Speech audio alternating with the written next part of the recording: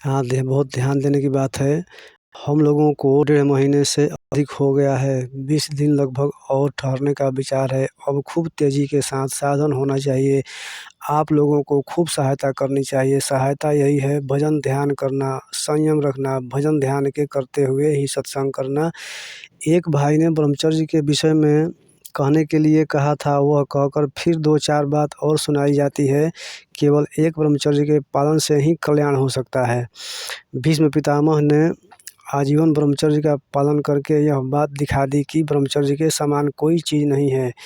भीष्म पितामह ने अपने पिता के सुख के लिए कंचन कामिनी का सदा के लिए त्याग करके दासराज की लड़की को अपने पिता के अर्पण कर दिया।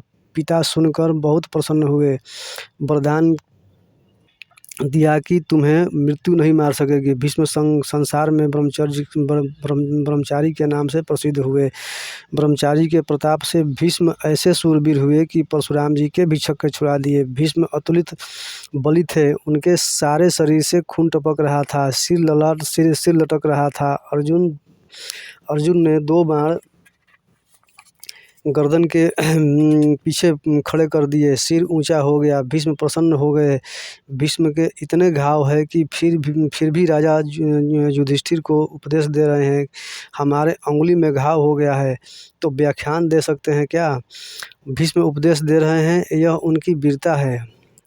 उन्हें स्मरण शक्ति है, शास्त्रों का ज्ञान है। इसका मूल कारण है ब्रह्मचर्य का पालन। हनुमान जी ने आजीवन ब्रह्मचर्य का पालन किया और भी बहुत से इस तरह के ब्रह्मचारी हुए। शंकराचार्य जी ने आजीवन ब्रह्मचर्य का पालन किया। महर्षि पतंजलि ने बताया है, ब्रह्मचर्य के पालन से वीर्य का लाभ होता है। जिसका वीर्य नष्ट हो जाता है, उसका सर्वनाश हो जाता है।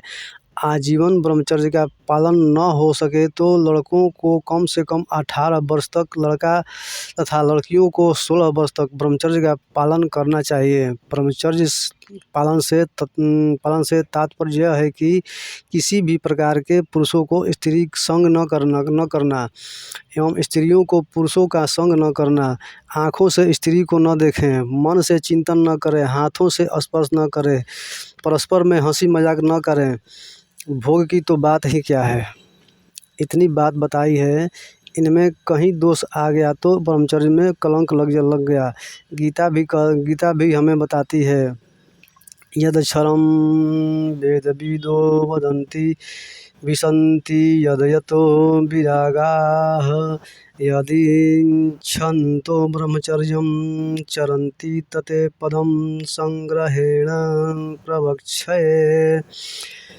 लगभग इसी तरह का श्लोक कठोपनिषद में आया है। इस श्लोक का भाव है, जिन्होंने वेद के तात्पर्य को जाना है, वे जानने वाले विद्वान जिस सच्चिदानंद स्वरूप परम पद को ओमकार नाम से कहते हैं, वितराग जिसको प्राप्त करते हैं, जिस परमात्मा के लिए ब्रह्मचर्य का पालन करते हैं, वह पद मैं कहूँगा। जो ब्रह्मचारी ब्रह्मचर्य का पालन करते हैं, वे उस परमात्मा को प्राप्त करते हैं, और जो ब्रह्म में विचरे उसका नाम भी ब्रह्मचारी है। हम लोगों को बाहर के ब्रह्मचर्य का भी पालन करना चाहिए एवं भीतर का भी पालन करना चाहिए। बाहर से स्त्रियों का संग न करें, भीतर से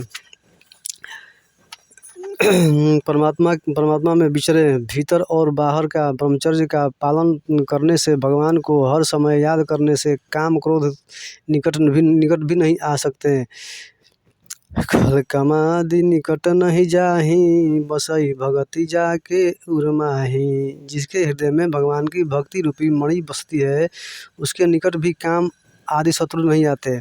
जो भगवान को हर समय याद करता है, उसके निकट यह नहीं आ सकते। भगवान का स्मरण जिस समय नहीं है, उस समय काम जागृत हो जाए तो भगवान को पुकारे, हे नाथ हे नाथ। ऐसा करते ही कामदेव शांत हो जाएगा। सूर्य के सम्मुख जिस प्रकार अंधकार नहीं ठहरता, उसी प्रकार भगवान के सम्मुख काम नहीं ठहरता। काम को मारने का यही उपाय बताया गया है। भगवान को साक्षात पूर्ण ब्रह्म परमात्मा है, उनके स्मरण से काम का नाश हो जाता है। इसलिए कभी आप पर काम धावा नहीं बोले तो पुकारो। इसलिए कभी आप पर काम धावा बोले तो पुकारो, हे नाथ हे नाथ। पुलिस को देखते जैसे लुटेरे भाग जाते हैं, लुटेरे चाहे न भागें, किंतु भगवान का स्मरण करने से काम तो विदा हो ही जाता है। अब काम में लाने की दो चार बातें ही कही जाती है।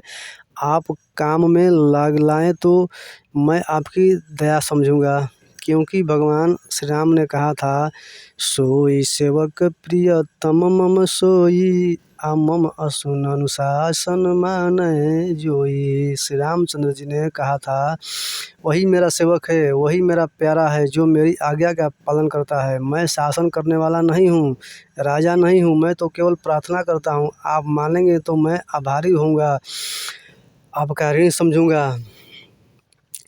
कल से हमें ध्यान रखना है, सवेरे 7:30 बजे के पहले ही आने की चेष्टा करनी चाहिए। गायत्री मंत्र का बड़ा महत्व बताया गया है। यह बताया गया है कि जो 1000 गायत्री का नित्य जाप करता है तो उसके 3 वर्ष में उसके संपूर्ण पाप नष्ट हो जाते हैं। इसलिए उचित समझें तो प्रत्येक यज्ञोपवीतधारी को इतना जप नित्य करना चाहिए। प्रतिदिन 2 बार सूर्य को अर्घ दें। घर में जो बड़े हैं उन्हें नित्य प्रणाम करना चाहिए। यहाँ रहकर संयम से रहना चाहिए। तो ब्रह्मचर्य का ये नियम बताया गया है। ब्रह्मचर्य का पालन सभी करें और शास्त्र के अनुमति के अनुसार ही घर में काम करें और भगवत प्रेम में लीन रहे और भगवान का स्मरण करे, ध्यान करे, जप करे, घर में हवन करे और गुरु आज्ञा का पालन करे, शास्त्र आज्ञा का पालन करे, शास्त्र सम्मत से ही कोई काम करे घर में। जय श्रीमन्नारायण भगवान की जय, श्री सत्यनारायण भगवान की जय, आनंद कंद भगवान की जय, श्री हरि विष्णु भगवान की जय, श्रीमद् भागवत महापुराण की जय।